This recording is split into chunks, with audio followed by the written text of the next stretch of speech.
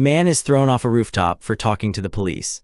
The one who lured him up there has to live with it, and the dead man's sister is asking questions. He calls up to a young longshoreman named Joey Doyle, telling him one of his pigeons flew into Terry's coop. Joey seems nervous but agrees to come up to the roof to get the bird. Terry walks away. Moments later, a body hits the ground. Joey Doyle has fallen from the roof. Two of Johnny Friendly's men stand over the body calm. They make it look like an accident or a suicide. But everyone on the dock knows the truth. Joey was about to testify to the crime commission, and Johnny Friendly had him silenced. Joey's sister Eddie rushes in, devastated and furious. She wants to know who killed her brother. A priest, Father Barry, tries to calm her, but she has no patience for patience. Inside Johnny Friendly's bar, the boss counts his money. Johnny runs the Longshoremen's Union like a private empire, 2,000 members, each paying daily kickbacks just to get work. Johnny shows the scar on his throat, a souvenir from the men he had to beat to take over this local. He earned every dollar through sweat and blood, and no cheese eater is going to take it from him. He turns to Terry, who is sullen and quiet. Terry thinks they were just going to lean on Joey a little. Johnny does not care. He gives Terry $50 and a cushy job in the loft as a reward. Well, no, Johnny, I just figured I should have been told. I make it 26.50 short, Skins.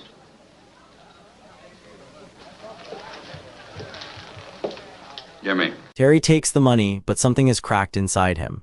He did not sign up for murder. Remember that weight on his conscience. It is going to break him before this is over. Two investigators from the Waterfront Crime Commission corner Terry on the street. They know he was one of the last people to see Joey alive. Terry plays dumb and tells them to get lost, but they will be back with a subpoena. On the dock, the hiring boss picks crews for the day. The system is rigged. Only men who pay kickbacks get work. Eddie shows up looking for a job, desperate to stay close and investigate her brother's death. A boss tries to send her home, calling the dock no place for a decent girl. The work is brutal, the mob controls everything, and no union in the country would tolerate what happens here. Father Barry decides the only safe place to hold a meeting is the church. He invites the longshoremen to come and talk about what is happening on the dock. Johnny Friendly orders Terry to attend and report back on who shows up.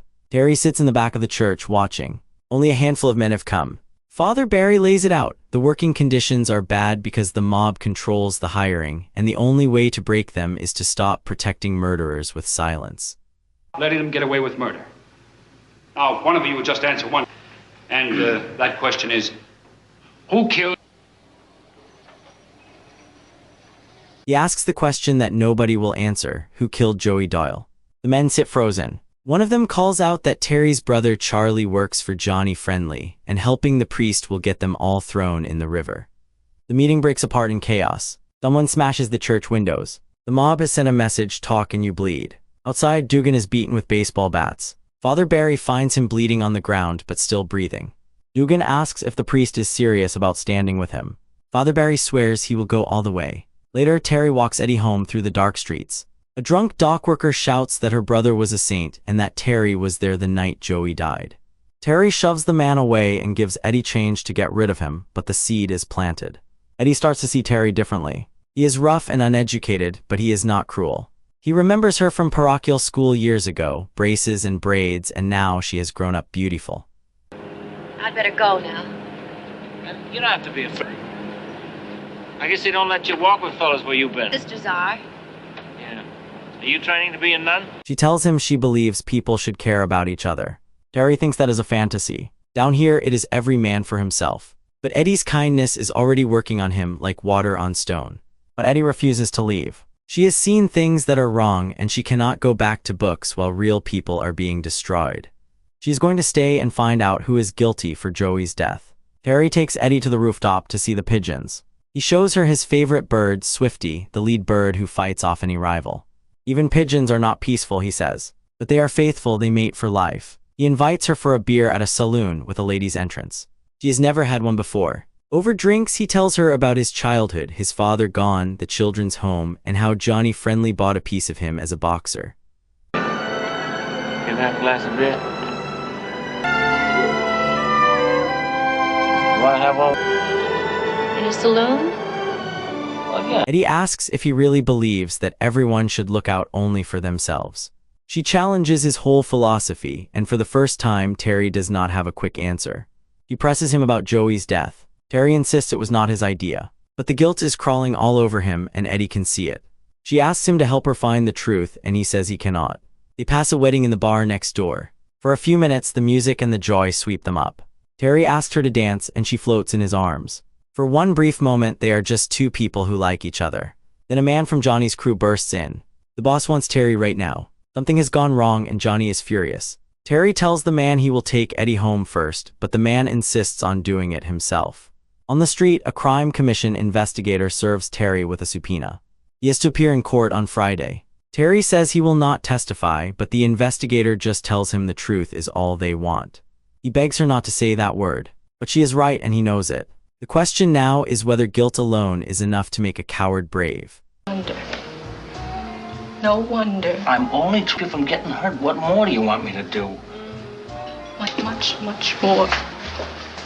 Where you going? Terry goes to Johnny Friendly's office. Johnny is enraged because a longshoreman named Dugan has given the crime commission 39 pages of testimony about the mob's entire operation. Johnny blames Terry for failing to report the church meeting properly. He orders Terry to stop seeing Eddie and sends him back to the hold, the hardest, worst work on the dock, as punishment. The next day, Terry is working in the hold when a shipment of Irish whiskey arrives. K.O. Dugan is there, secretly helping unload the cargo. Terry tries to warn him, but Dugan pushes him away. Now watch what happens to a man who stands up to the mob. Get a doctor! He don't need a doctor, he needs a priest.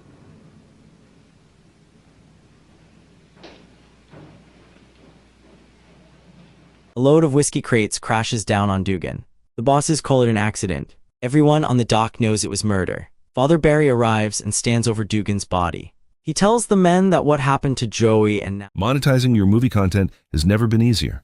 Upload your video, get a full recap and 10 shorts.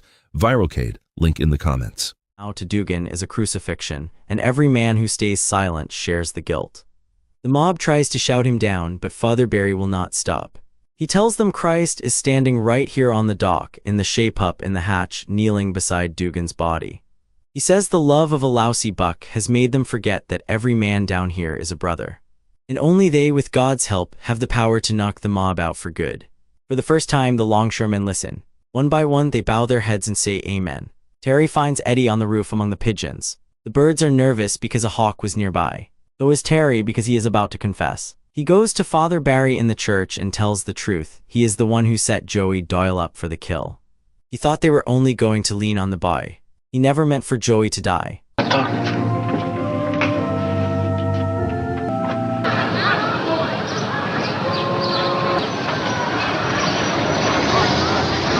Father Barry listens without judgment. He tells Terry that his conscience has to do the asking. He cannot force him to testify, but if he does not, his soul is not worth a nickel. Terry is torn. If he testifies, he has to point the finger at his own brother Charlie. And Johnny Friendly took him to ball games when he was a kid. The priest has no sympathy. Other men are dying while Johnny is at the polo grounds. Father Barry tells Terry that Eddie is coming to talk to him. He suggests Terry tell her the truth himself. No curves, no excuses. Just the honest confession. Their conversation is cut short. The crime commission investigator has tracked Terry down again, climbing the stairs of the tenement. He has a new approach, and it starts with boxing. He asks Terry about a fight years ago at Madison Square Garden. Terry was winning, but he did not finish his opponent. The investigator wants to know why Terry held back. Terry admits the truth without realizing what he is doing. He did a favor for some pals. He held his opponent up so they could win a bet. If he had put the man down, he would have gotten a title shot. But his own brother Charlie made him take the dive for the short end money. The title shot. I was ready that night. Well, you sure looked it. It was all over except for the lousy bet. My own. The investigator now has what he needs, proof that Terry will talk when the right button is pushed. Meanwhile, Johnny Friendly is deciding what to do about Terry. Johnny's crew reports that Terry has been seen with Eddie and the priest. They are not sure if he will testify, but they cannot take the risk. Johnny gives Charlie a direct order: talk to Terry, and if he will not listen, give him the Jerry G mob slang for murder. Charlie picks Terry up in a car, supposedly to go to a boxing match at the Garden. But the route takes them toward 437 River Street, a place the mob uses for quiet business. Charlie offers Terry a way out. A new boss loader slot is open, worth $400 a week for doing nothing. All Terry has to do is keep his mouth shut. Terry hesitates. He has not made up his mind yet. Charlie tells him to decide before they reach 437 River Street. The threat is clear: if Terry does not take the deal, he will not leave that address alive.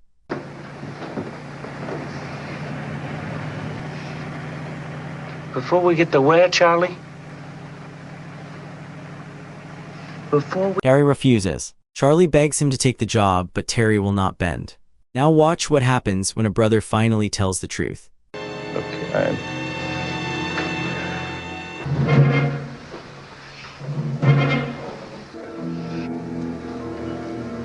And you weighed more. Charlie drops the sales pitch and tries guilt instead. He asks Terry how much he weighs. When Terry weighed 168 pounds, he was beautiful. He could have been another Billy Conn. But Charlie made him take the dive. Terry fires back with the words that have been burning in him for years. He could have been a contender. He could have been somebody. Instead, he is a bum, and it was Charlie's fault. Charlie has no answer. He gives Terry a gun and tells him to run. Terry takes it and tells the driver to take him to the garden. Charlie knows Johnny will never believe that he could not convince Terry. He has just signed his own death warrant by letting his brother go. He shouts that he is sick of hearing about conscience. But the truth is, it is the only thing left in him that has not been bought. Later that night, voices call up to Terry from the street. His brother Charlie is down there, they say. Come down. But Eddie recognizes the pattern. This is the same trick they used to lure Andy out the night they killed him.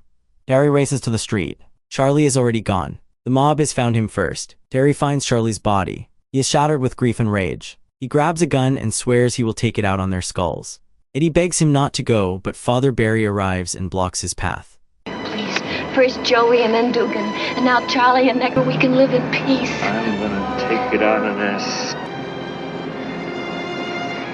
Charlie? Terry is in the bar, drunk and furious, hunting for Johnny Friendly. Father Barry confronts him and demands the gun. Terry refuses, but the priest will not back down. Terry wrestles with every instinct in his body. He wants blood. But Father Barry is right. Revenge will not bring Charlie back. Only testimony will break Johnny Friendly. Terry puts the gun down. At the hearing, Johnny Friendly takes the stand and plays dumb. The union's financial records have conveniently disappeared. All 5 locals were broken into the night before, and only the books were stolen. The investigators call the roll of union officers. Johnny Friendly sits among them, his face like stone. Then they call the next witness, Terry Malloy. Terry raises his hand and swears to tell the truth. He admits he was the last person to see Joey Doyle alive, except for the men who pushed him. He confirms that Johnny Friendly made it clear Joey had to die to maintain control. Johnny erupts, screaming that Terry is dead on every waterfront from Boston to New Orleans. But Terry does not flinch. He has finally stopped running. Johnny is dragged from the courtroom, howling threats. The investigator thanks Terry. His testimony has broken the Joey Doyle case and made it possible for honest men to work the docks. Fine.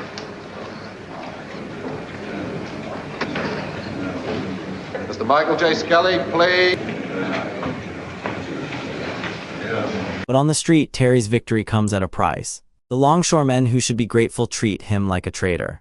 His old friends will not talk to him. He is a canary now, a stool pigeon who broke the code of silence. Eddie begs Terry to leave the waterfront. Every place is dangerous for him now. Even the longshoremen he tried to help have turned their backs. She suggests going inland, out west, anywhere away from Johnny Friendly. But Terry is done running. He tells Eddie that everyone always called him a bum, and maybe they were right. But he is not a bum anymore. He is going down to the dock to get his rights. He walks to the dock where the men are being hired for the day. Johnny Friendly is there, surrounded by his enforcers. Terry shouts for the boss to come out and face him. Now watch the final stand. That boy fights like he used to.